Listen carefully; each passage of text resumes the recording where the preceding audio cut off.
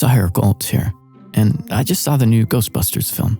Of course, it conjured the original Ghostbusters theme song, which is easily one of the most iconic theme songs of all time. So let's take a look at what makes it so memorable and so much fun. It begins with a kind of paranormal signifier, spooky harmonic minor bass melody, with a chromatic passing tone and this teetering on the leading tone, priming us to feel whatever comes next as something haunted. And what comes next is this jaunty boogie-woogie bass line, turning the flat 3 of minor into a blue note decoration of the otherwise mixolydian riff, along with the all-major chord 1 flat 7 4 progression. And so we're enticed to experience this bright, unremittingly major section as haunted. And the sheer surprise of this is enough to register as fun. But it's precisely this balance of spooky foreboding and wry, quirky silliness that makes Ghostbusters, the film, such a great premise, and thus the theme song such a successful encapsulation of its universe. The song doubles down on the exuberance with a 16th note lead melody voiced by what else in the 1980s? A saxophone. Goes like this.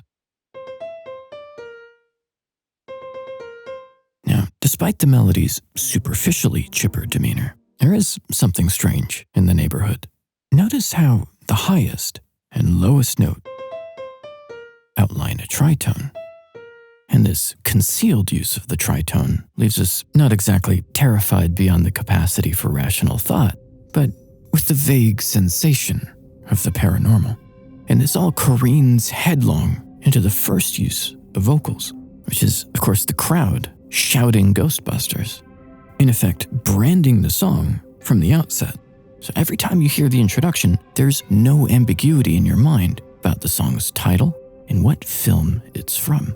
And the verses from here are themselves a clever mnemonic device, asking the same question in a variety of playful ways, over and over. Who are you going to call? Well, you know who. And this device allows the title to be heard literally over 20 times in the song, not to mention all the times we conjure it in our own minds as the answer to the question we keep getting asked.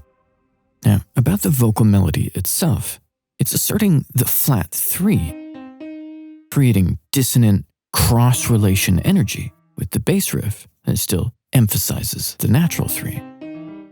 And hearing a dominant 7th sonority with a flat 3 sustaining above it, well, enharmonically respelled, this is precisely a dominant 7th, sharp 9. You might know this as the Hendrix chord. Jimi Hendrix, by the way, insisted on the nickname Buster as a kid. And mere bars later, we find ourselves in this frantic, syncopated, much darkened section, almost developmental in nature, merging the two worlds, the fevered rhythmic energy, and something like the blue note motive of the lead and verse, with the distinctly minor, descending lines, like the introduction, bringing us full circle on a theme song that, at surface level, may seem merely like a feel-good sing-along, but which underneath is a surprisingly clever composition that captures the soul of one of our most beloved films. Well, there's something you don't see every day. For more music analysis and theory videos, subscribe. Anything you'd like me to put under the microscope, let me know. That's all for now. I'm Sahir Galt. I'll see you next time.